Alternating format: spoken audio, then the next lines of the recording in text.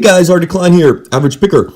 So, in continuing with our Challenge Lock Pins series, we'd be amiss if we did not take a little bit of time to look at spools, because spools are kind of a mainstay of challenge locks, and they're also one of the pins that are kind of shared over just into the general lock manufacturing stuff. And if you've been picking for even a small amount of time, chances are you have run into these already, because they can come up very quick. So what we have here are two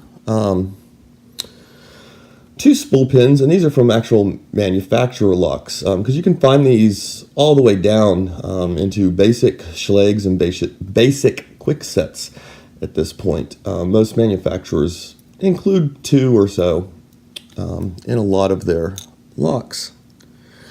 And I've got another example here. I don't remember what lock this one came out of, but this is another very long spool taken out of a manufactured lock.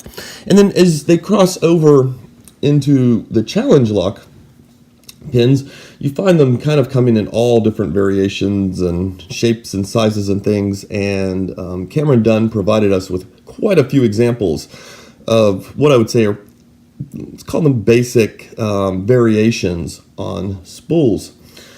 So we can go through and take a look here. You've got kind of everything gets done to them, from a sort of tapering effect in the spool to a kind of more traditional but more deeply cut spool. And this is where you start to kind of see two schools of camp with spools and challenge locks. And one is where you kind of get these, you get a kind of just deepened spool. So it's got pretty much the elements of one that you might find in a manufacturing lock, but cut to various depths. And typically they're cut more than what you find in from manufacturers. But when I say there's two schools, there's also the school of thought where you cut them down to just, within a fraction of their life. And it almost feels like you're going to bend them across the shear line. In some cases, they can get so narrow.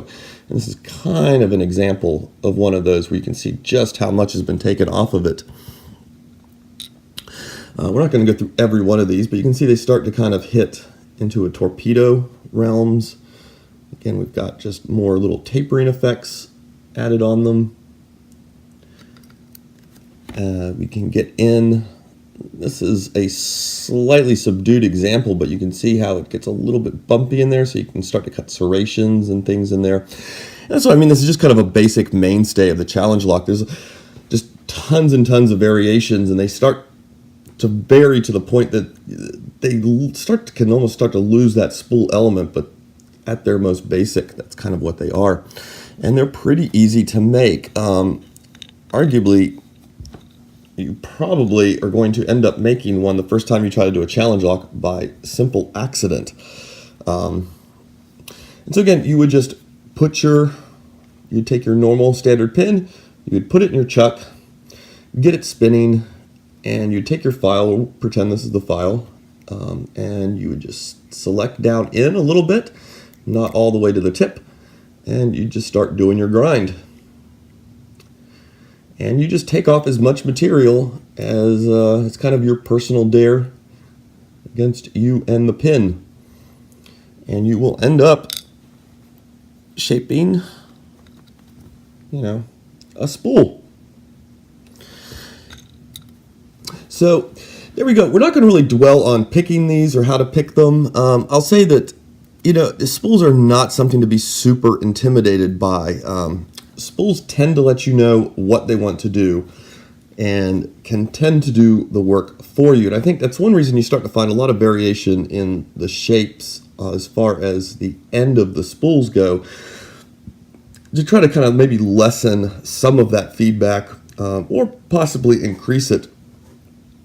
But there's, Helpful Lockpicker actually has a really good video on spool picking. So I'll probably go try to find it and link it in the description. Like I said, this isn't something we're going to dwell on, but I just want to mention, don't get too intimidated by them. They provide a lot of good feedback and usually tell you what they need to do, and you can just kind of hold the tension and let that tension do what it needs to do, whether that is to counter rotate or then to snap back into shape where it needs to be and put you into your false set, which you can then start to muddle your way through. So there we go, just a brief look at spools before moving on to look at other things, which are, for the most part, probably going to be some kind of variant on the spool. All right, guys, you have a good one. We're going to put this lock back together now and get back to picking.